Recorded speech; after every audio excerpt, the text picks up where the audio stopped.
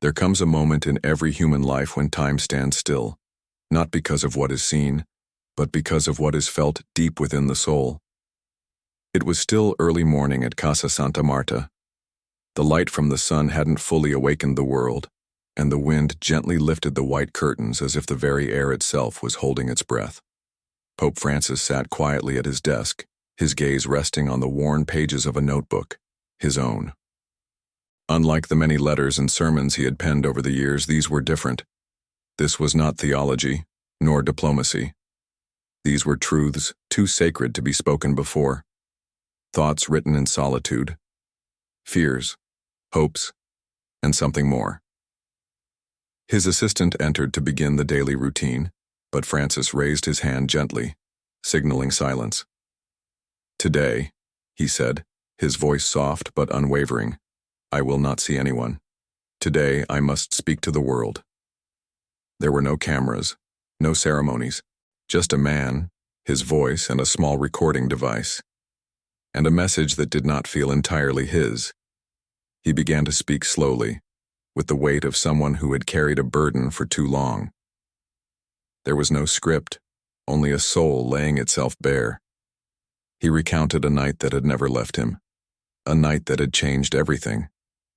Years ago, when the world seemed to be folding under the pressure of wars, broken families, and lost faith, even within the church, he couldn't sleep. That night he turned to prayer not as a leader but as a man desperate for peace. But the silence did not stay empty. In the stillness of his prayer he saw a vision. It was not a dream. It was vivid, alive. He saw the Virgin Mary, radiant and surrounded by light yet crying. Her tears fell onto a scorched and broken earth. Around her were faceless crowds, screaming in unknown tongues. And then, silence. A silence that chilled his bones. "This is not a prophecy," he said aloud on the recording. "This is a memory. Because what I saw is already unfolding." His voice trembled, not out of fear but because of truth. For years he had sought validation, from theologians, from cardinals, even scientists. But deep inside he knew. It wasn't a metaphor. It wasn't symbolic. It was a divine revelation. "I was told," he continued, "that words are no longer enough. The time of decision has come." Those in the room listening later would recall the stillness that fell upon them, as if the walls themselves were holding the weight of heaven. He described Mary's face, not in anguish, but in love. Love that hurt. Her heart, he said, was alive, beating, pierced with thorns, yet shining with light. She looked at him, and did not speak with her lips, but with a voice that echoed from within. "My heart suffers for you." He paused, his eyes closed.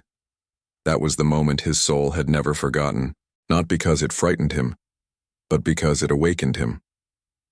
Francis never believed in using signs to impress or manipulate faith. He had always rejected the spectacular.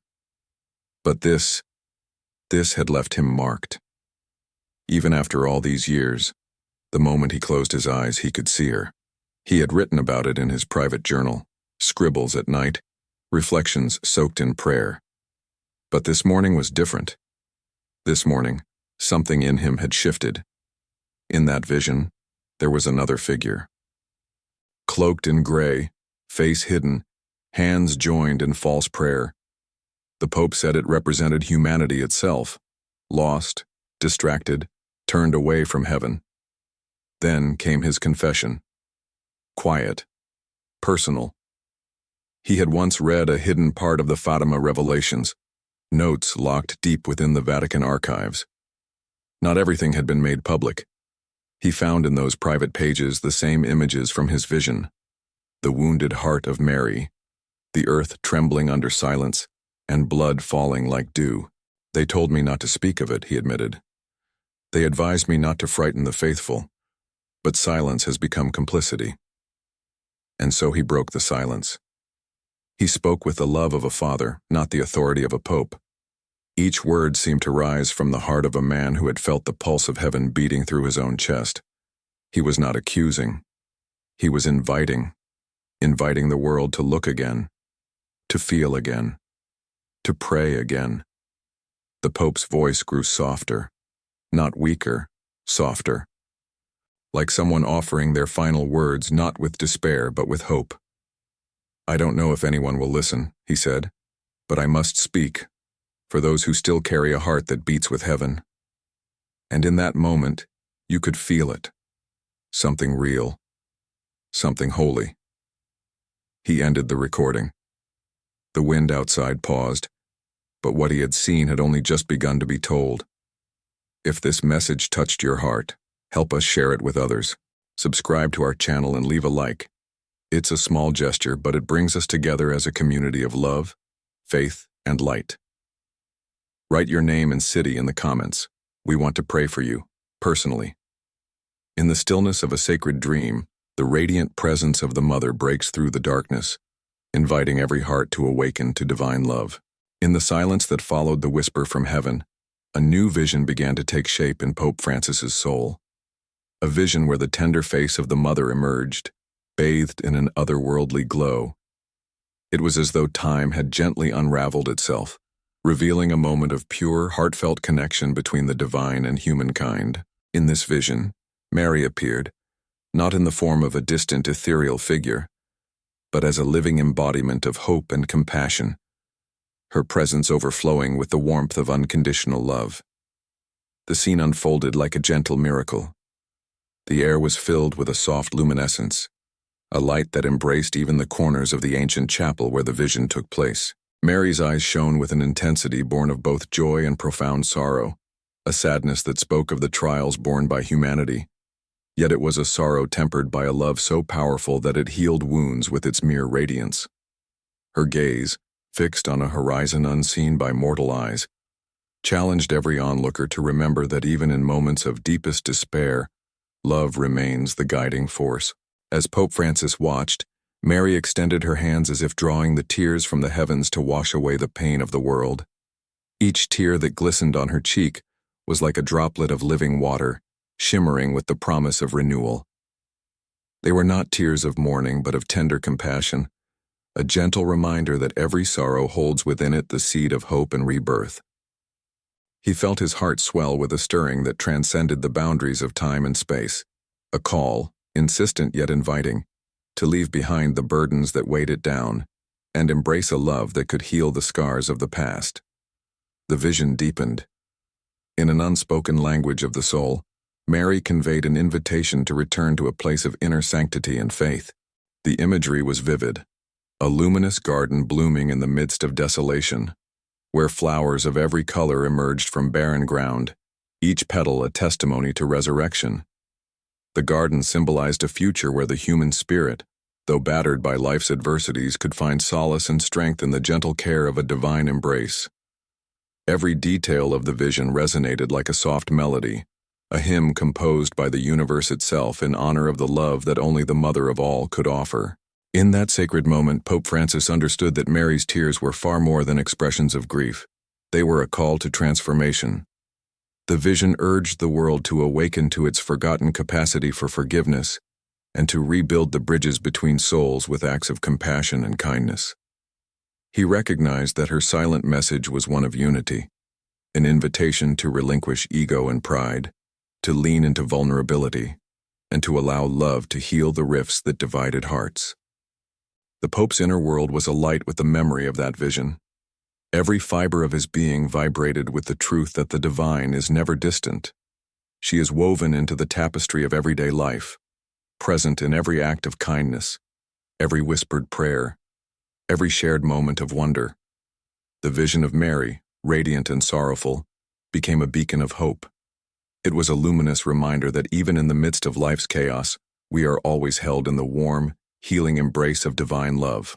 Her image, so clear in his mind, carried a timeless message, that love endures beyond the boundaries of time and space, and that when we open our hearts, miracles are not only possible, but are happening every day.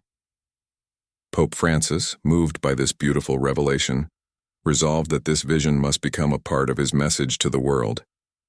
It would be a call not to fear the challenges ahead, but to meet them with faith, to trust in the eternal mercy that lights our way.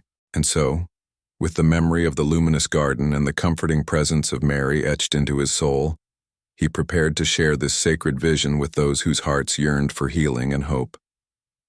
Just as the first glimmers of dawn follow the longest night, this new vision promised that every end is but the beginning of a journey bathed in divine light, a journey that beckons us to transform our pain into love. In the privacy of his modest room, without frescoes or gold-trimmed walls, only a wooden cross hung above a simple desk, Pope Francis sat in the stillness of early evening. Outside, the wind carried a gentle breeze through the window, stirring the curtain like a whisper from heaven. The Pope held in his hands a blank page. It was time. He had seen too much, carried too many unspoken truths, and the vision of Mary still echoed in his heart like a sacred song. He could no longer wait for the perfect moment. He could no longer remain silent. So with quiet resolve, he began to write. His hand trembled slightly, not from fear, but from the depth of love that filled him. This was not a message for the powerful, not a speech to stir politics or press. It was a message for souls, for the lonely, for the weary, for the ones who had almost given up on prayer, or on love, or on the idea that something greater might still reach for them. He began not with condemnation but with humility. In these years, he wrote, I have seen things that broke my heart and others that gave me hope. But one truth remains. We are forgetting God. And when we forget God, we forget each other. Each word carried the weight of someone who had walked the narrow path between heaven and earth. His sentences flowed not as doctrine, but as a father's quiet plea, offering his final thoughts to a world too often distracted by noise. He remembered the faces he had met on the streets, eyes clouded by pain, voices trembling with questions that had no easy answers. He remembered the hands he had held, the ones that no longer knew how to pray. And still, he believed. In one passage, he described an image that had haunted him for months. A clock suspended in emptiness, its hands missing. A symbol that the time of mercy was no longer infinite. It is running short, he wrote, and there will be no second warning. But the letter was not only an alarm, it was a promise. He spoke of forgiveness, that no matter how far someone had fallen, if they turned their heart back to God, they would be received, that each whispered prayer, each tear shed in silence, could shift the course of the world. He believed this with all his being, and that belief burned brighter than any fear. There was a line scrawled in slightly crooked handwriting that seemed to carry the heart of it all. Do not be afraid. The heart of Mary still beats for you. Not did beat, but still does. In every dark night. In every moment of silence when it feels like no one is listening. Her heart continues, gently calling us back, not to shame us, but to prepare us for something better, something holy. Pope Francis knew this letter would be his last gift. He didn't ask for applause. He didn't want monuments or books written in his name. He only asked that this letter be shared not when it was safe, but when it was necessary. When his voice could no longer speak, he hoped his words would remain. Later, he handed the letter to a trusted aide. On the envelope, he had written just one line, "For the people, when I am no longer here." The days passed quietly. He grew weaker but more peaceful, as if the burden of carrying this message had been lifted now that it had been given. He no longer looked outward for signs. He gazed out his window, not searching but smiling. He had done what he was sent to do, and while the world continued spinning, unaware of what had just been released into it, a seed had been planted. In time, it would grow. In hearts, not in headlines. If this message of light has spoken to your soul, help us spread it by liking this video and commenting, Amen. Let us know where you live. We want to include your city in our prayers and lift your name to the sky in our next blessing. When all words fall silent and the heart beats its last, what endures is not power, not legacy, but love, pure, eternal, and divine. The sun filtered gently through the curtains of Casa Santa Marta, casting soft golden light on the walls. The room was quiet, still, sacred. Pope Francis, now frail, spent his final days in contemplation, not of power nor politics, but of the people, of prayer, of the message he had poured his soul into. The letter had been written, the vision had been shared. Now he waited in peace. He no longer needed to speak. His silence was full. His eyes, when they opened, no longer searched. They saw. They understood. Often he held the rosary between his fingers, lips barely moving, heart resting in the mystery of faith. There was no fear, only clarity, only calm. One evening, as the sun was setting, he called for his assistant, a quiet, trusted presence who had walked with him through these final years. The Pope handed him a sealed envelope. On it, just a few words: Per il popolo, quando non ci sarò più. For the people, when I am no longer here. That night, the stars seemed to shine a little brighter over St. Peter's. When the day finally came, it was not marked by grandeur or ceremony. The bells did not toll immediately. There was a moment, just a moment, of holy silence, as if even the heavens had paused to honor a life given entirely to love. Then, a beam of sunlight pierced the clouds above the Vatican, resting softly on the dome of St. Peter's Basilica. A sign? For some, perhaps only coincidence, but for those with hearts still open, it was a whisper from heaven. And in the days that followed, the letter was read aloud. There was no doctrine, no demand, just light. Simple words meant not to command, but to console. Do not fear. Even in the darkness, God walks beside you. Every whispered prayer matters. Every act of love, even the smallest, changes the world. Listen to the voice of the Mother. She does not come to condemn us, but to prepare us with tears of love. People wept, not out of sorrow, but recognition. His words had reached beyond walls, beyond dogma, and entered the sacred chambers of the soul. From hospitals to homes, prisons to chapels, the message was received like a quiet miracle. In France, a mother wrote, "I had forgotten how to pray, but his tears became mine, and I found my way again." In Brazil, a young man lit a candle and whispered, "I don't know why I'm crying, but I feel alive." In Kenya, an elderly woman smiled at the sky and said, "He spoke for us. He loved us." The Pope had never sought a revolution. But perhaps in truth this was how one begins, with one soul touched at a time, until a quiet tide of grace rises across the world. His message became a seed in countless hearts, and though his voice no longer echoed in basilicas, it lived in kitchens and buses and backyards, in the eyes of children, in the prayers of the elderly, in moments of silence that suddenly felt like more than silence. This was his final act of love, and it was enough. If this message has touched your heart, leave a like on this video and comment Amen to receive our prayer of blessing.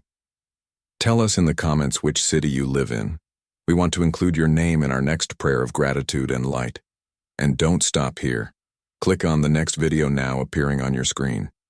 It holds a revelation that may change your life, just as this story has already begun to touch hearts around the world.